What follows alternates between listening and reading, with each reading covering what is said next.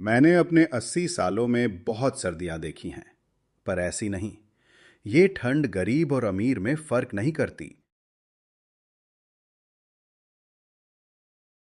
जनवरी की वो रात जब ठंड सिर्फ मौसम नहीं थी बल्कि एक इम्तिहान बन चुकी थी। पहाड़ों से उतरती बर्फीली हवाएं मानो इंसानों के हौसले को परख रही थी। छोटे से कस्बे शिवपुर में सूरज तो रोज की तरह ढला था, मगर इस बार अंधेरा कुछ ज्यादा ही भारी था। शिवपुर में सर्दी हर साल पड़ती थी, लेकिन इस बार ठंड का कहर कुछ अलग ही था। तापमान शून्य से नीचे गिर चुका था। बिजली के खंभों पर जमी बर्फ चमक रही थी और सड़कें सुनसान थीं। हे भगवान, ऐसी ठंड तो मैंने जिंदगी में नहीं देखी। लगता है हड्डियां भी जम रामू जाएंगी एक बंद आज। दुकान के पास आकर बैठ जाता है।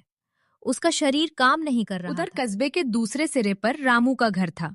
छोटा सा, कच्चा, लेकिन उम्मीदों से भरा। ठंड इंसान को एक दूसरे के करीब भी लाती है।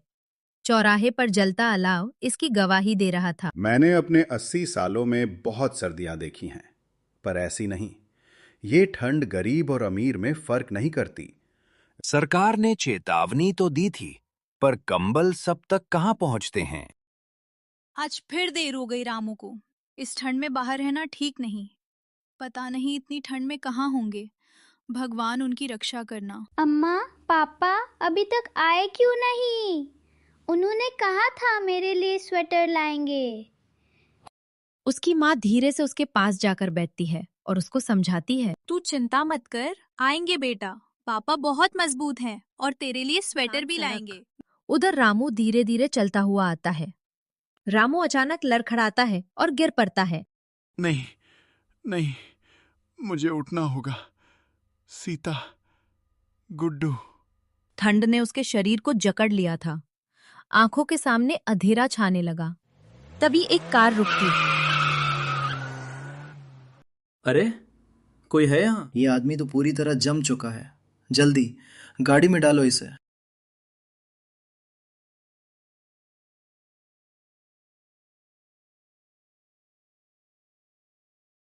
अस्पताल में हीटर कम थे, संसाधन भी, मगर इंसानियत अब भी जिंदा थी। डॉक्टर साहब, शरीर का तापमान बहुत कम है। जो भी कंबल है ले आओ, और गर्म पानी। डॉक्टर साहब, मेरे बच्चे।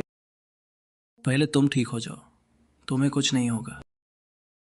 सीता दरवाजे पर खड़ी है, तभी एक आदमी आता है। सीता बहन, रामू अस्पताल में है, पर जिंदा है। भगवान का शुक्र है, मैं अभी आती हूँ।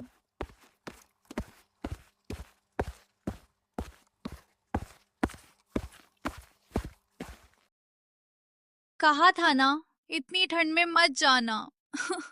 मुझे माफ कर देना सीता। गुड्डू के लिए स्वेटर लेना था, ठंड से उसे बचाना था। सीता रोते हुए उसे गले लगा लेती। सूरज निकलता है, बर्फ पिघलने लगती है। अगली सुबह ठंड वही थी, मगर कस्बे के लोग बदल चुके थे। आज नहीं जागे तो अगली ठंड किसी और को निकल जाएगी। ठंड हर साल आएगी। सवाल ये है, क्या हमारी इंसानियत जिंदा रहेगी?